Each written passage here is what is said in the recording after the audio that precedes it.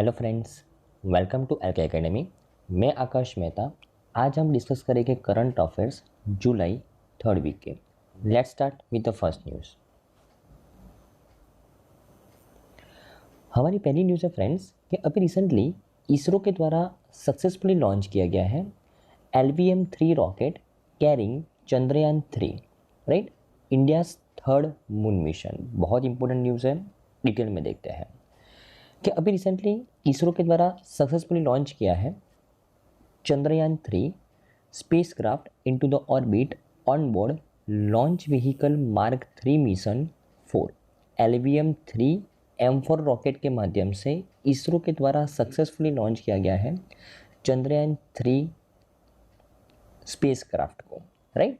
कहाँ से? तो श्रीहरिकोटा आंध्र प्रदेश के अंदर जो हमारा सतीश धवन स्पेस सेंटर है श्रीहरिकोटा रेंज के अंदर, वहाँ से लॉन्च किया गया है, बराबर ना, राइट। और under the chairmanship of ISRO Shri Panicker Somanath के अंडर में, बराबर ना, ओके।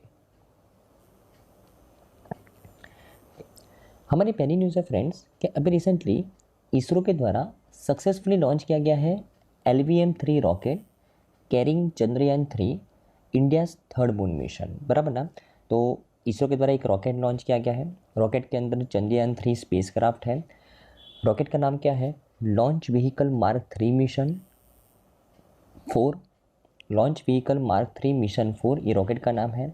और उसके अंदर चंद्रयान-3 स्पेसक्राफ्ट को भेजा गया है। कहाँ से ये लॉन्च किया गया है? सतीश धवन स्पेस सेंटर है हमारा जो आंध्र प्रदेश के अंदर, वहाँ से। किसके चेयरमैनशिप के अंडर में? तो एस सोमनाथ जो इसरो के चेयरमैन हैं उनके चेयरमैनशिप के अंडर में, बराबर ना, ओके। ये इसरो का और इंडिया का थर्ड लूनार मिशन है। आफ्टर चंद्रयान-1 2008 के अंदर लॉन्च किया गया था चंद्रयान-1, और चंद्रयान-2 2019 के अंदर लॉन्च किया गया था, बराबर ना। और ये इसरो का थर्ड लूनार मिशन है चंद्रयान-3, राइट। अगर मैं चंद्रयान-3 के जो मिशन डायरेक्टर की बात करूँ तो उनका नाम है मोहन कुमार। व्हीकल और रॉकेट डायरेक्टर है बीजू सी थॉमस। और जो स्पेसक्राफ्ट डायरेक्टर है डॉक्टर पी वीरा मुथुवेल, बराबर। ये 3 डायरेक्टर्स के नाम आपको ध्यान में रखना है, राइट। अगर मैं चंद्रयान-3 मिशन के हाईलाइट्स के बारे में बात करूँ तो ये चंद्रयान-3 डेवलप किया गया है इसरो के द्वारा। इसमें विक्रम लैंडर है और प्रज्ञान रोवर है। जो चंद्रयान-2 में भी सेम नाम के लैंडर और रोवर थे। लैंडर का नाम था विक्रम और रोवर का नाम था प्रज्ञान। और चंद्रयान-3 में भी उनका नाम सेम रखा गया है, बराबर ना। ऑब्जेक्टिव है इस मिशन का to demonstrate safe and soft landing on the lunar surface, to demonstrate rover roving on the moon and to conduct the in situ scientific experiment. In situ का मतलब क्या होता है कि ओरिजिनल लोकेशन के ऊपर एक्सपेरिमेंट्स करना। हम चंद्र के ऊपर अभी जस्ट एस्टिमेशन लगा रहे थे कि भाई ऐसा होगा, लेकिन अभी ओरिजिनल लोकेशन के ऊपर एक्सपेरिमेंट करना उसको बोलते हैं इन सीटू एक्सपेरिमेंट, बराबर ना, right.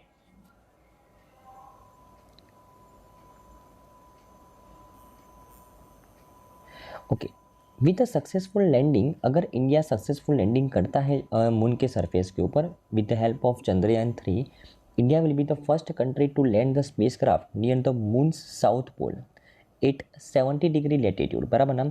And the fourth country to soft land on the moon after the US with its Surveyor 1 in 1966। Soviet Union, Russia का लूना 9 था 1966, और चाइना विद द चैंग्स-3 इन 2013, बराबर ना। तो अगर इंडिया सक्सेसफुल लैंड कर रहा है, बराबर ना, मून सरफेस के ऊपर, तो इंडिया पहला कंट्री बन जाएगा मून के साउथ पोल के ऊपर लैंड करने वाला। और अगर मैं ओवरऑल मून सरफेस के ऊपर अभी तक कितनी कंट्रीज पहुंच पाई है, तो अभी तक इंडिया से पहले 3 कंट्री पहुंच पाई है। यूएस का स्पेसक्राफ्ट का नाम क्या था? सर्वेयर 1 1966 के अंदर। सोवियत यूनियन और रशिया लूना 9 था उसका, 1966 के अंदर ही उसके द्वारा भेजा गया था। और चाइना के द्वारा चैंग-3 2013 के अंदर भेजा गया था, बड़ा ध्यान में रखना है, राइट। यहाँ पे मून का जो साउथ पोल रीजन उसको सिलेक्ट किया गया है because of the possibility of the presence of the water और ice molecules in the deep craters in this region. This was indicated by the Chandrayaan-1 mission. तो इसरो का जो Chandrayaan-1 मिशन लॉन्च किया गया था, भले उसका सक्सेसफुल लैंडिंग नहीं किया था, लेकिन उसके द्वारा यहाँ पे इंडिकेट किया गया था कि भाई मून के जो साउथ पोल के ऊपर है ना, वाटर का प्रेजेंस है, आइस का प्रेजेंस है, इसके लिए वहाँ पे ये मिशन को भेजा गया है, बराबर ना, right. The presence of the water ice that could be support of future space station, बराबर ना, right.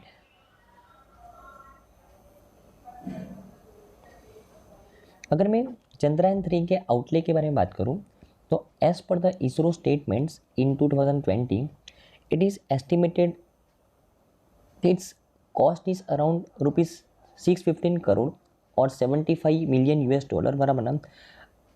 Of that the lander rover and propulsion module cost ₹250 crore and launch service cost around 365 crore, बराबर ना. तो ये पूरा जो चंद्रयान-3 मिशन है वो 615 करोड़ मतलब 75 मिलियन डॉलर के आसपास ये प्रिपेयर हो गया है, बराबर ना, right. It is one of the most cost effective space mission as compare to its predecessors, बराबर ना. और total for Chandrayaan is 3897.89 kg consist of the following. तो प्रपोजल मॉड्यूल का वेट 2148 kg है और जो लैंडर मॉड्यूल का वेट है 1752 kg और रोवर का वेट कितना है 26 kg, बराबर ना.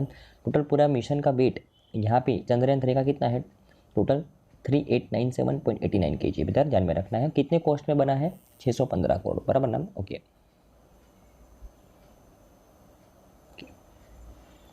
अगर मैं एक्सपेरिमेंट की बात करूँ कि कौन कौन से साइंटिफिक एक्सपेरिमेंट्स वो चंद्रयान-3 के द्वारा कंडक्टेड किए जाएंगे, तो वो डेटा गैदर करेगा on the polarization of light reflected by the earth. Data gather करेगा polarization of light reflected by the earth, measure the density of the ions and electrons near the surface of the moon and its changes over the time, measure the temperature of the moon surface near the polar region, scan for the monocubics around the landing site, delineating the structure of the lunar crust and mantle, understand the dynamics of the moon system. तो ये सब experiment करने के लिए इसको भेजा गया है, बराबर ना, ओके. तो अगर मैं ये चंद्रयान-3 मिशन को लॉन्च करने वाले इसरो के बारे में बात करूँ तो उसके चेयरमैन कौन है, एस सोमनाथ. हेडक्वार्टर कहाँ पे उसका, बेंगलुरु कर्नाटका. और उसका एस्टेब्लिशमेंट कब हो, 1969 के अंदर, बराबर ना. फाउंडर ऑफ इसरो है विक्रम साराभाई, ध्यान में रखना है फ्रेंड्स, बराबर ना. तो आई थिंक आपको चंद्रयान-3 मिशन के बारे में समझ में आया होगा फ्रेंड्स. अभी जस्ट वो सक्सेसफुली लॉन्च हुआ है. जब वो लॉन्च हो जाएगा अब फिर से उसके बारे में डिटेल में बात करेंगे, बराबर ना, ओके.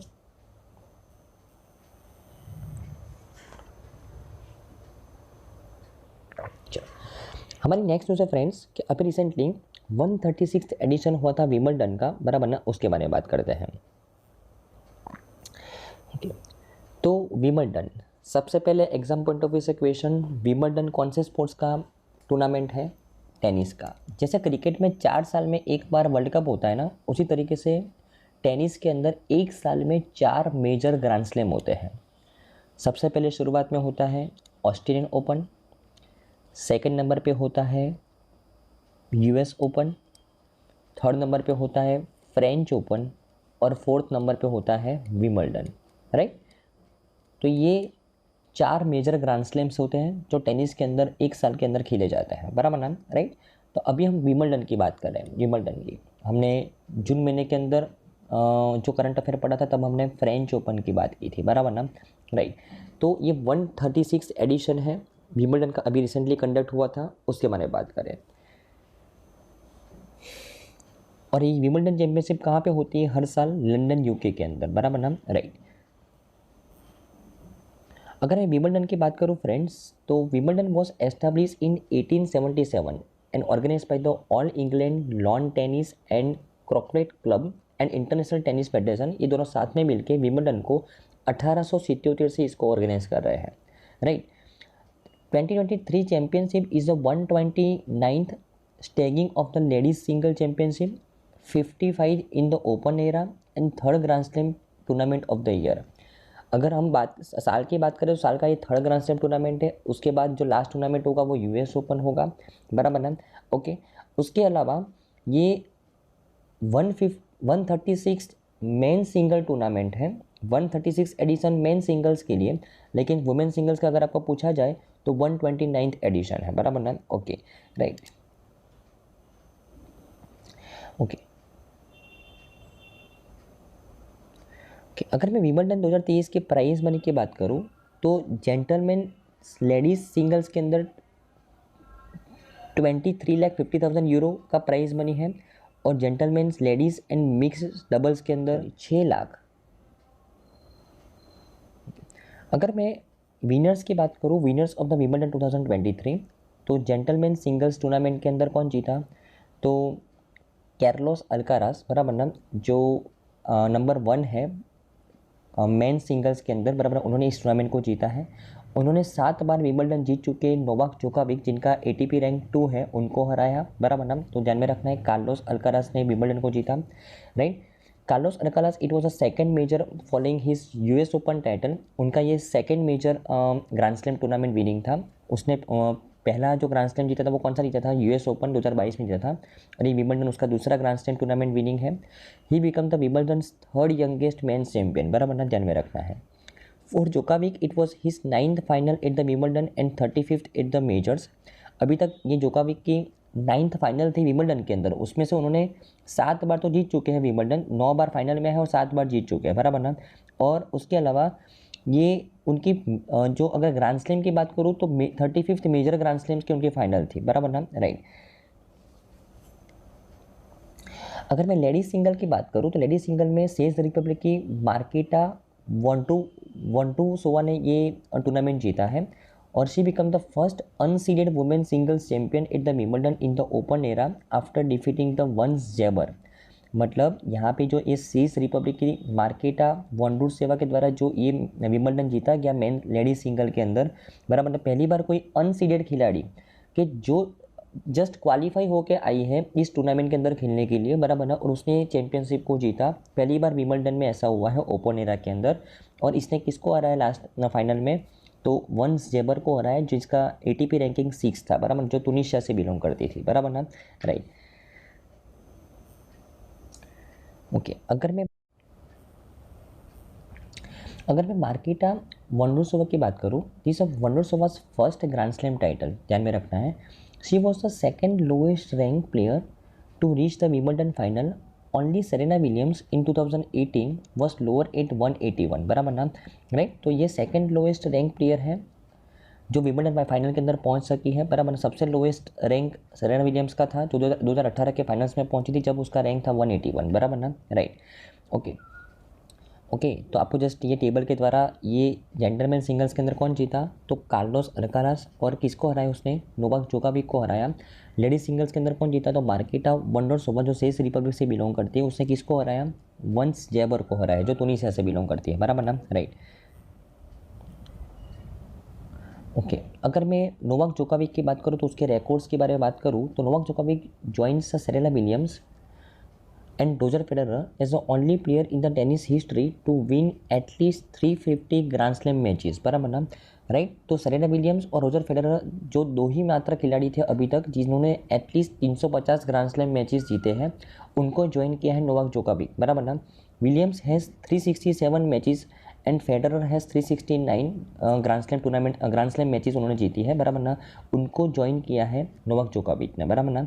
नोवाक जोकोविच concedes his 100th Wimbledon match against the Poland's Hubert Hurkacz, बराबर ना। और नोवाक जोकोविच tied Roger Federer's record earning 46 men's grand slam semifinals by defeating Andrey Rublev, बराबर ना। तो जो रोजर फेडरर का जो रिकॉर्ड था 46 मेंस ग्रैंड स्लैम सेमीफाइनल्स खेलना, उनको भी नोवाक जोकोविच ने टाई किया है, बराबर ना, इस टूर्नामेंट के अंदर। तो 3 रिकॉर्ड्स उनके द्वारा कैरी आउट किए गए हैं, जस्ट ध्यान में रखना है, ओके।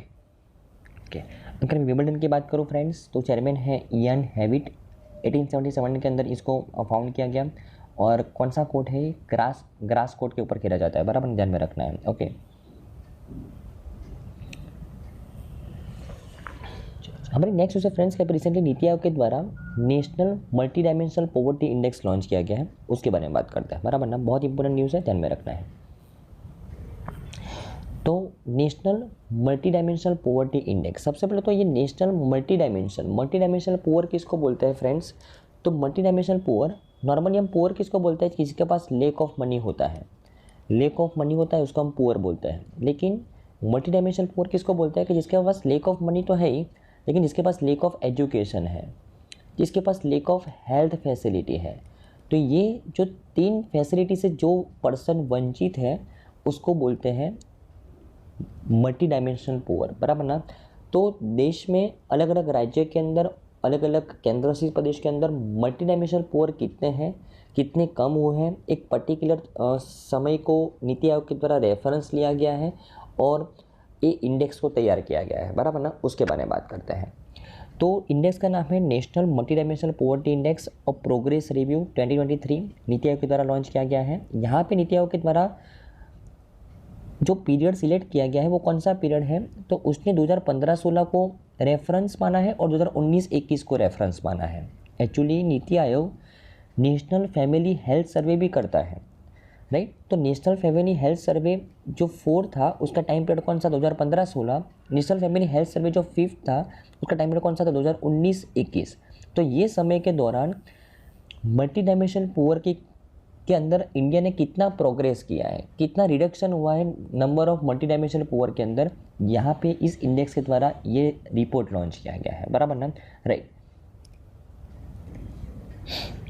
तो अगर मैं बात करूँ नेशनल फैमिली हेल्थ सर्वे जो 2015-16 के अंदर नीति आयोग के द्वारा लॉन्च किया गया था, तब इंडिया के अंदर टोटल पॉपुलेशन के 24.85% मल्टी डायमेंशनल पुअर थे।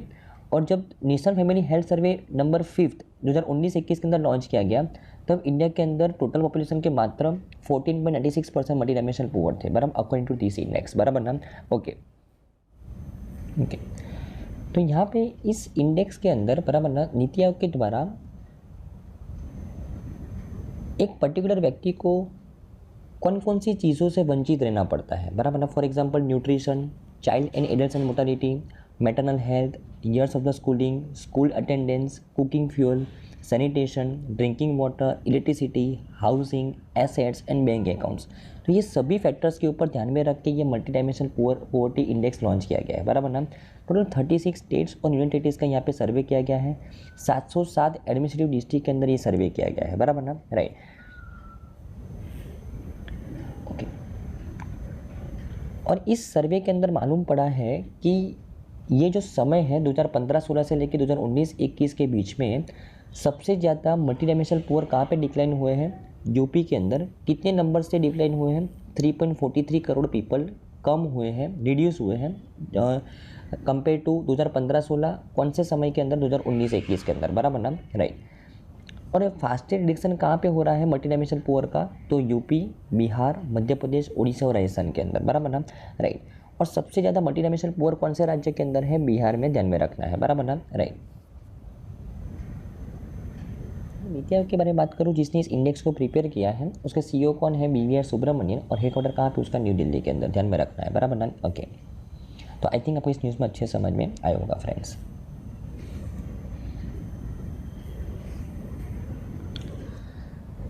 चलो, और एक इंडेक्स नीति आयोग के द्वारा लॉन्च किया गया है, एक्सपोर्ट प्रिपेयर्डनेस इंडेक्स। बहुत इंपॉर्टेंट इंडेक्स है, किसके द्वारा लॉन्च किया गया है, नीति आयोग के द्वारा। और इस इंडेक्स को टॉप किसने किया है, तमिलनाडु के द्वारा, ध्यान में रखना है,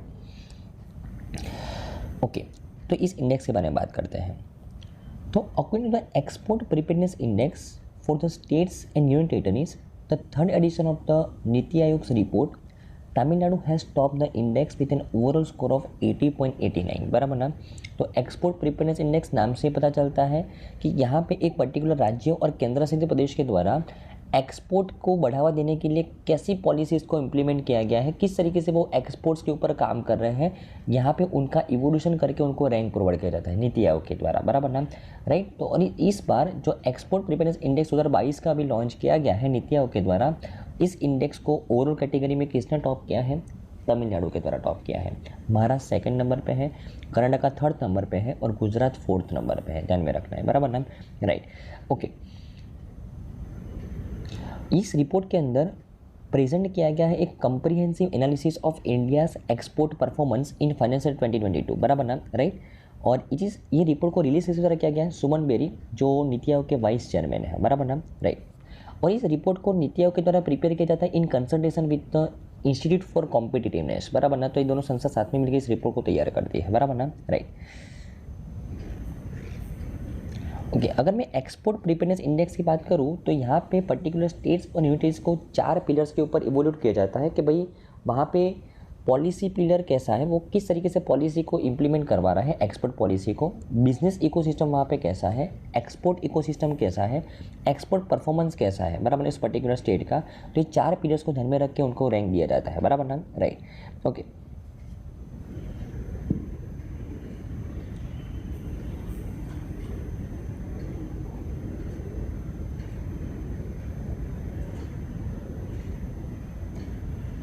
ओके, अगर मैं ओवरऑल कैटेगरी में तमिलनाडु इंडिया का बेस्ट एक्सपोर्ट परफॉर्मर स्टेट है, लेकिन अगर पूछा जाए कि भाई कौन से डिस्ट्रिक्ट से सबसे ज़्यादा एक्सपोर्ट हुआ है फाइनेंशियल 2022 के अंदर, तो तमिलनाडु के कांचीपुरम चेन्नई के अंदर जो डिस्ट्रिक्ट है, बराबर ना, उसने टॉप किया है एक्सपोर्ट के अंदर, ध्यान में रखना है, बराबर ना, ओके।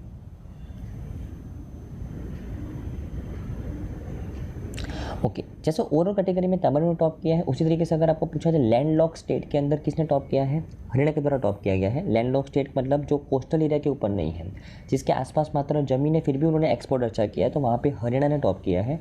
अगर मैं पूछूँ कि हिमालयन स्टेट्स के अंदर किसने टॉप किया है, तो उत्तराखंड के द्वारा टॉप किया गया है, बराबर ना। स्मॉल स्टेट्स और यूनियन टेरिटरीज की कैटेगरी में किसने टॉप किया है, तो गोवा के द्वारा टॉप किया गया है, ध्यान में रखना है, बराबर ना, right.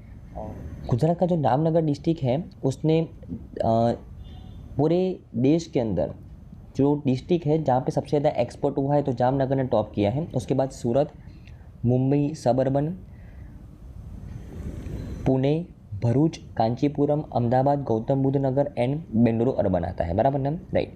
With the 8 district, Gujarat has the highest number of district in the टॉप 25 export district in the India, बराबर ना, ध्यान में रखना है, ओके। और नीति आयोग के स्टैटिक फैक्ट्स पे हमने लास्ट न्यूज़ में ही पढ़ा कि उसके सीईओ कौन है, BVR सुब्रमण्यन, और उसका हेडक्वार्टर कहाँ पे है, न्यू दिल्ली के अंदर, बराबर ना, ओके। तो आई थिंक आपको इस न्यूज़ में अच्छे समझ में आया होगा फ्रेंड्स।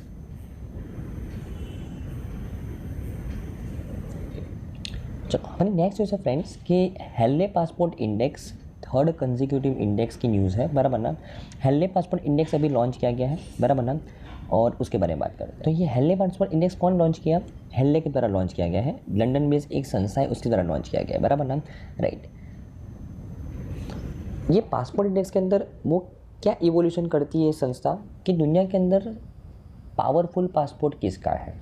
पावरफुल का मतलब दुनिया के अंदर पावरफुल पासपोर्ट किसका है, कौन सी कंट्री का है, बराबर ना।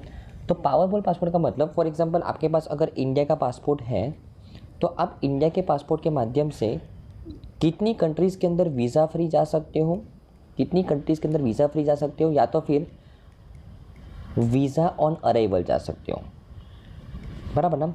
पावरफुल पासपोर्ट मतलब क्या हो गया कि अगर आपके पास फॉर एग्जांपल इंडिया का पासपोर्ट है, तो आप कितनी कंट्रीज़ के अंदर वीज़ा फ्री जा सकते हो, या तो फिर वीज़ा ऑन अराइवल जा सकते हो। वो इंडिया का जो पासपोर्ट है उसका पावर दिखाता है, बराबर ना, राइट। तो ये हेल्ले पासपोर्ट इंडेक्स के अंदर ये कंट्रीज़ कि भाई कौन सी कंट्री के पासपोर्ट अगर आपके पास है और आप सबसे ज़्यादा कंट्रीज़ के अंदर वीज़ा फ्री या तो फिर वीज़ा और अराइवल जा सकते हो, वो कंट्री का पासपोर्ट के अंदर पावर दिखाता है, बराबर ना, सिंपल, राइट।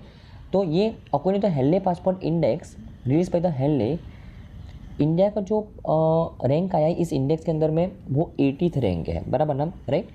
और इंडिया का अगर आपके पास पासपोर्ट है तो आप 57 कंट्रीज़ के अंदर वीज़ा फ्री या तो फिर वीज़ा ऑन अराइवल जा सकते हो, बराबर ना।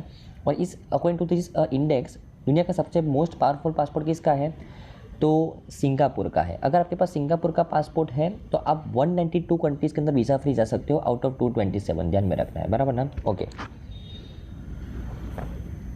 ओके, तो यहाँ पे इस टेबल के अंदर आप देख सकते हो कि दुनिया का सबसे पावरफुल पासपोर्ट किसका है, सिंगापुर का। 192 कंट्रीज़ के अंदर आप वीज़ा फ्री जा सकते हो आउट ऑफ 227। जर्मनी, इटली और स्पेन का अगर आपके पास पासपोर्ट है तो आप 190 कंट्रीज़ के अंदर वीज़ा फ्री जा सकते हो, बराबर ना, ओके।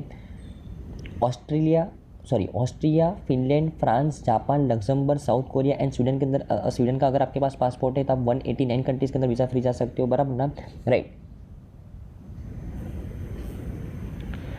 ओके। और सबसे लीस्ट पावरफुल पासपोर्ट किसका है, अफगानिस्तान का।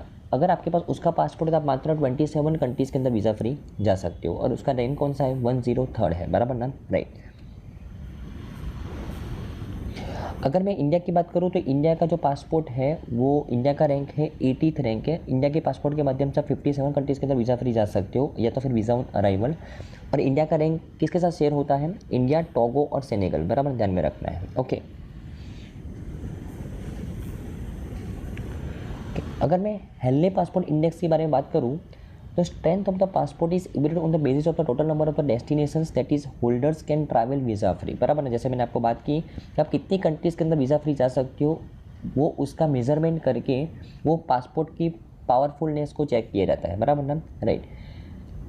ये Henley passport index ranks all 199 countries and territories world wide according to the number of nationalities they permit entry to without a prior visa.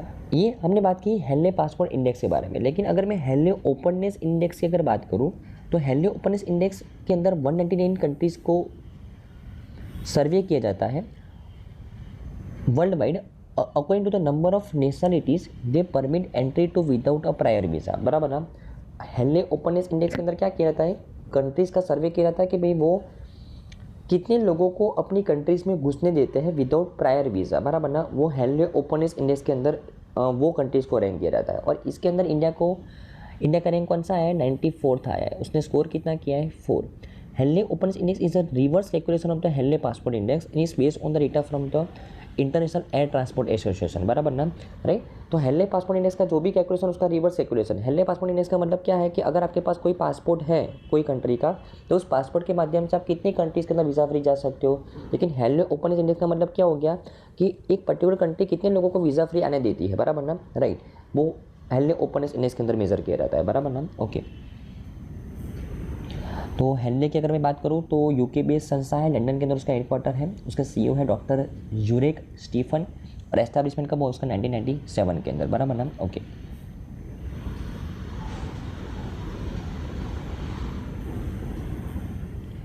Okay, हमारे नेक्स्ट न्यूज़ है friends कि अभी recently RBI के द्वारा एक पेपर लॉन्च किया गया, बराबर ना। और इसके अंदर इसने बताया कि इंडिया को हर साल 7.6% ग्रोथ करना पड़ेगा 25 साल तक continuously to make India a develop nation, बराबर। ये आरबीआई बोल रहा है, इसके लिए इंपॉर्टेंट है, ध्यान में रखते हैं।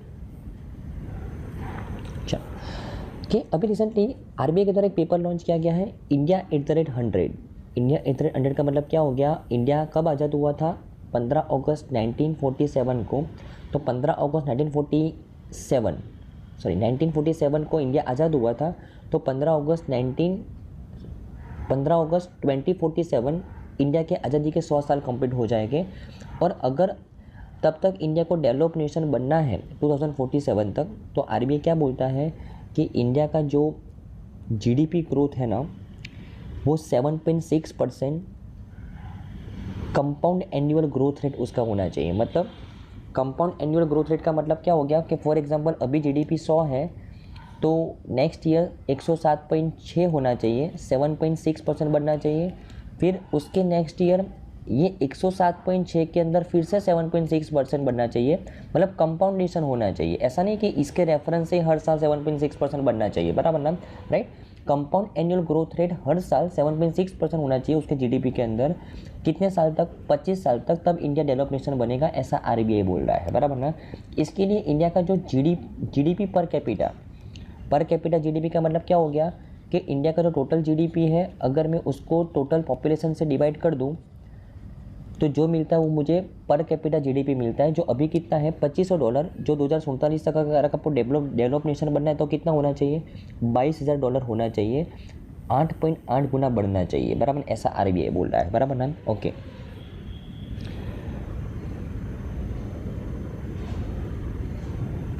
और ये जो पेपर लॉन्च किया आरबीआई ने, तो पीएम मोदी जी के विज़न के अंदर में लॉन्च किया है। पीएम मोदी जी का विज़न है कि हम 2047 तक, मतलब आने वाले 25 साल के अंदर हम क्या हो जाएंगे? डेवलप नेशन हो जाएंगे, बराबर ना, राइट। ओके, कि वर्ल्ड बैंक के द्वारा भी एक ऐसा एस्टिमेट किया गया है कि भाई अगर इंडिया को डेवलप नेशन बनना है तो उसका जो पर कैपिटा जीडीपी है, बराबर ना, वो 21,664 से बढ़ना चाहिए 2047 तक, बराबर ना। और इसके लिए इंडिया को 7.6% कंपाउंड एनुअल ग्रोथ रेट करना पड़ेगा 2023-24 से लेकर 2047-48 तक, बराबर ना। आईएमएफ के द्वारा भी सेम बोला गया है कि अगर इंडिया को डेवलप नेशन बनना है 2047-48 तक तो उसको 9.81% कंपाउंड एनुअल ग्रोथ रेट करना पड़ेगा, IMF तो ऐसा बोल रहा है। और उसका जो पर कैपिटा GDP है वो 2047-48 तक कितना होना चाहिए, 30,000 से ज़्यादा होना चाहिए, $30,000 से ज़्यादा होना चाहिए, बराबर ना। ये तीन का आपको ध्यान में रखना है, बराबर ना। ओके। अगर मैं RBI की बात करूं फ्रेंड्स, बराबर, तो अगर जिसके द्वारा ये रिपोर्ट को लॉन्च किया गया है, तो RBI की स्थापना हुई थी 1 अप्रैल 1935 को, बराबर ना, in accordance with the RBI act 1934 के अंडर में। और central office RBI initially Calcutta में थी उसकी, बराबर, लेकिन उसको शिफ्ट किया गया 1937 के अंदर मुंबई के अंदर, बराबर ना। RBI फिर नेशनलाइज हुआ 1949 के अंदर, बराबर ना। और it is fully owned by the government of India in 1949। और अभी 2023 के अंदर marks 75th year of the public ownership of the RBI and its emergence as a national institution, बराबर ना। तो ध्यान में रखना है। ओके, चल, तो आई थिंक आपको इस न्यूज़ में समझ में आया होगा फ्रेंड्स। हमारी नेक्स्ट न्यूज़ है फ्रेंड्स कि अभी रिसेंटली राजस्थान कैबिनेट के द्वारा minimum guaranteed income bill launch किया गया है, उसके बारे में बात करते हैं, बराबर ना। तो Rajasthan cabinet chaired by the chief minister Ashok Gehlot, उनके द्वारा Rajasthan minimum guaranteed income bill launch किया गया है, जिसका एम है to provide the social security to the individuals and households of the Rajasthan. ये बिल के अंदर 3 मेन एरिया के ऊपर फोकस किया गया है: right to minimum guaranteed income, right to guaranteed employment and right to guaranteed social security pension. ये 3 चीज़ों के ऊपर फोकस किया गया है, बराबर ना, राइट।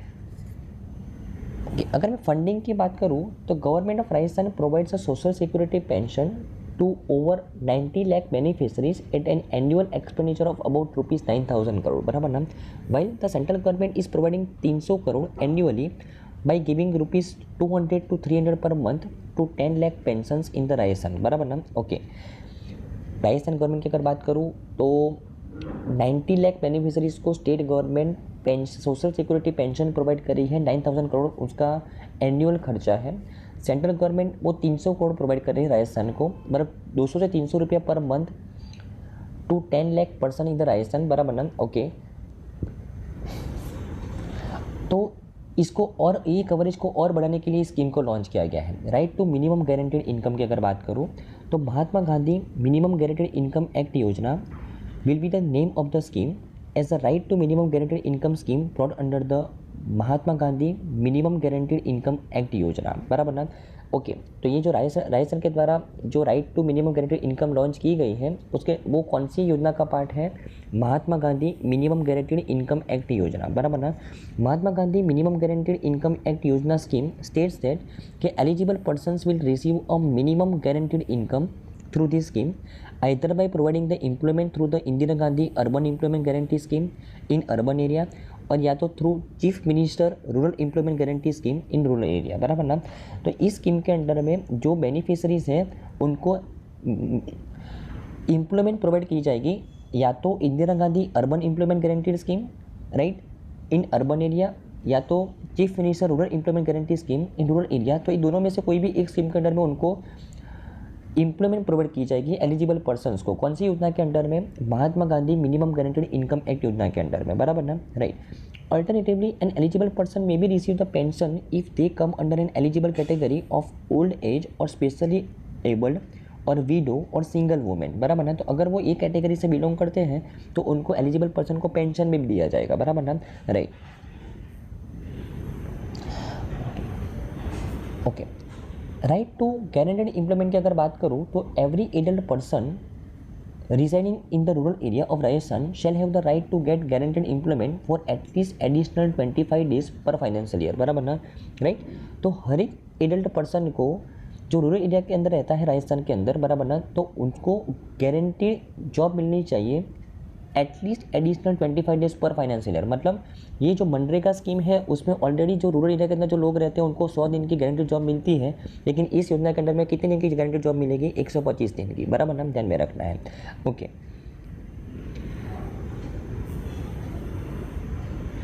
अगर मैं बात करूँ right to guaranteed social security pension की बात करूँ तो scheme insures the every person falling in the category of the old age specially abled widow single women with prescribe eligibility receives a pension, उनको pension दिया जाएगा।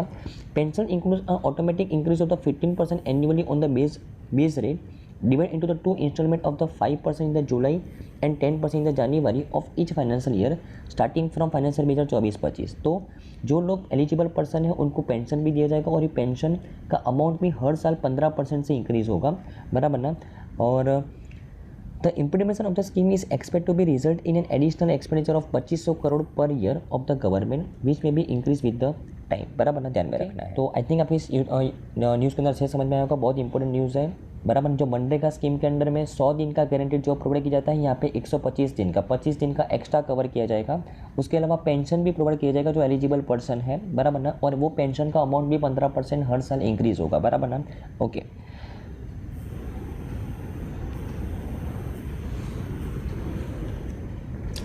हमारी next news है friends कि अभी रिसेंटली यूनियन कैबिनेट के द्वारा approve किया गया है Mumbai based NITIE as a 21st IIM of the India, उसके बारे में बात करते हैं, बराबर ना। तो Indian cabinet which is chaired by the prime minister Narendra Modi, उन्होंने अप्रूव किया एक बिल जो अमेंड कर रहा है IIM एक्ट को to include the national institute of the industrial engineering in the Mumbai as the 21st IIM Indian institute of management of India. तो मुंबई के अंदर एक संस्था है national institute of industrial engineering, बराबर ना, उसको अभी उसका नाम चेंज करके IIM बनाना है, उसको इंडियन इंस्टीट्यूट ऑफ मैनेजमेंट बनाना है। और ये देश के कौन से नंबर की IIM होगी, 21st नंबर की, और उसका नाम क्या रखा जाएगा, IIM मुंबई रखा जाएगा, बराबर ना। और Maharashtra is set to become the first state to have the 2 IIM। Maharashtra के अंदर ऑलरेडी IIM नागपुर है और अब ये IIM मुंबई बन जाएगी, बराबर ना। IIM नागपुर को कब एस्टैब्लिश किया गया था, 2015 के अंदर, बराबर ना। ओके, तो यहाँ पे IIM एक्ट को अमेंड किया है कि भाई एक इंजीनियरिंग बेस्ड संस्था को मैनेजमेंट बेस्ड संस्था बनानी है, बराबर ना। ओके, अगर मैं national institute of industrial engineering की अगर बात करूँ तो इसकी स्थापना हुई थी 1963 के अंदर, बराबर ना, right, with the support of the UNDP और इंटरनेशनल लेबर ऑर्गेनाइजेशन, बराबर ना, to create the skilled professional.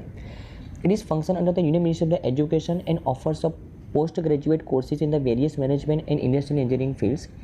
और ये नीति को रैंक किया गया था 7th in the national institution ranking framework. जो अभी ये नेशनल इंस्टीट्यूशन रैंकिंग फ्रेमवर्क 2023 का भी रिसेंटली मिनिस्ट्री ऑफ एजुकेशन के द्वारा लॉन्च किया गया था। इस रैंकिंग के अंदर ये संस्था national institute for the industrial engineering, बराबर, उसको कितना कौन सा नंबर दिया गया था, 7th नंबर दिया गया था। और अभी उसी संस्था को अभी क्या बनाया जा रहा है, IIM बनाया जा रहा है, बराबर ना। और ये संस्था को 1963 के अंदर एस्टैब्लिश किया गया था with the help of UNDP और इंटरनेशनल लेबर ऑर्गेनाइजेशन, बराबर ना। ओके, अगर मैं IIMs की बात करूँ तो IIM were founded to the help the country's management education. There are currently 20 IIMs in India as of July 2023. और फर्स्ट 2 IIM अगर मैं बात करूँ, IIM कलकत्ता और IIM अहमदाबाद, वो उसको बनाए गए थे 1961 के अंदर। IIM कलकत्ता को नवंबर 1961 के अंदर बनाया गया था और IIM अहमदाबाद को दिसंबर 1961 के अंदर बनाया गया था। और बाकी अभी इंडिया में 20 IIMs हैं और अभी 21st IIM कौन बनेगा, IIM मुंबई बनेगा, बराबर, ध्यान में रखना है। ओके,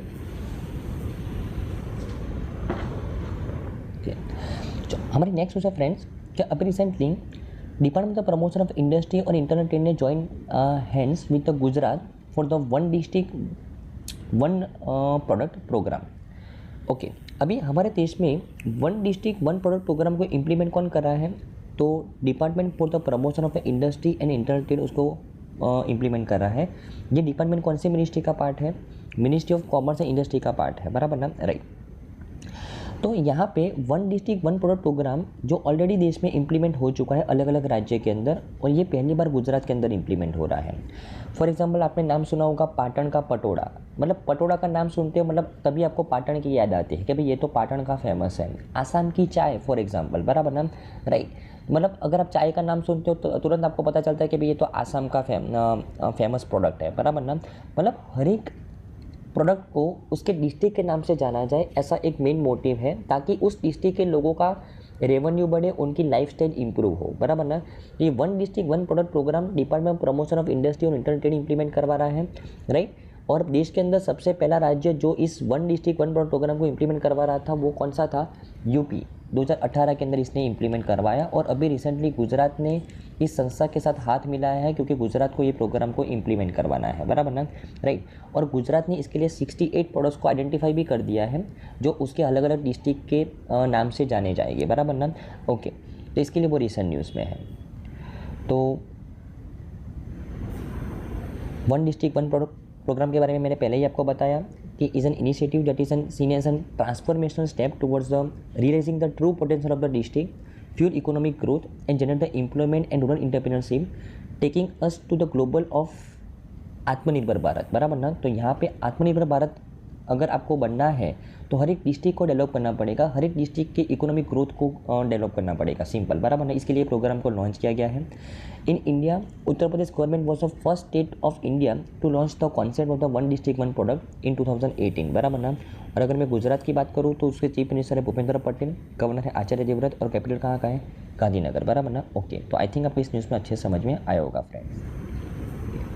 ओके, तो आई थिंक फ्रेंड्स आज की सभी न्यूज़ के अंदर आपको अच्छे समझ में आया होगा। Thank you friends, bye.